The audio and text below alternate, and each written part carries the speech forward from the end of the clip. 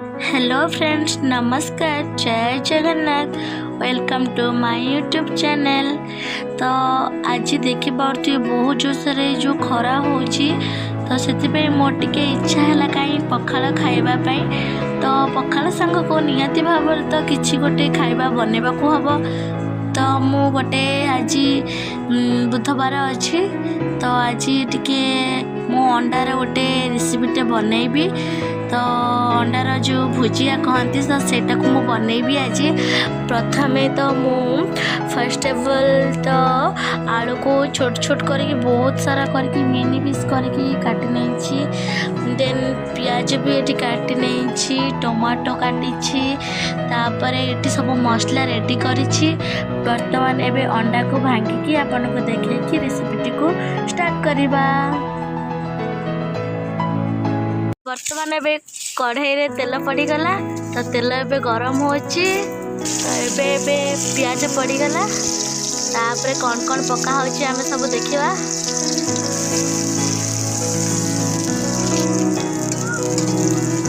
तो एबे कढ़ाई रे टमाटो पड़ीगला, तापर सब कौन कौन पड़ुची आमे देखिवा। तो एबे लूण, लंका गुंड, हल्दी गुंड, धनिया पाउडर और मसला मध्य सब रेडी हो सारी। तो देखिए ए सब मसला पड़वा आस्ते आस्ते। बर्तमान कुच होता आलू ए पड़गला। बर्तमान टे आलू को सीझापी छाड़ीदवा टे। आलू ए सीझापी घोड़ा हो जाए।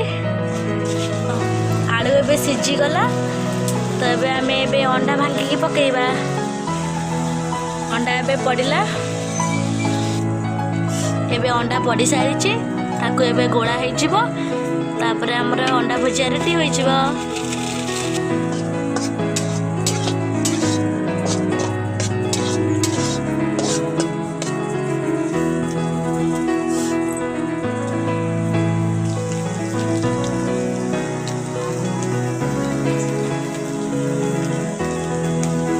अंडा भुजिया ए हे आसगलानी पूरापूरी अल्प अच्छी हाँपापी।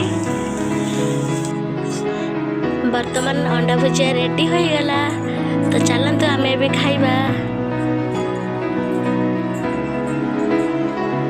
तो बर्तमान ए मो रेसिपी रेडी हो जाए, तो चलते खाइबा।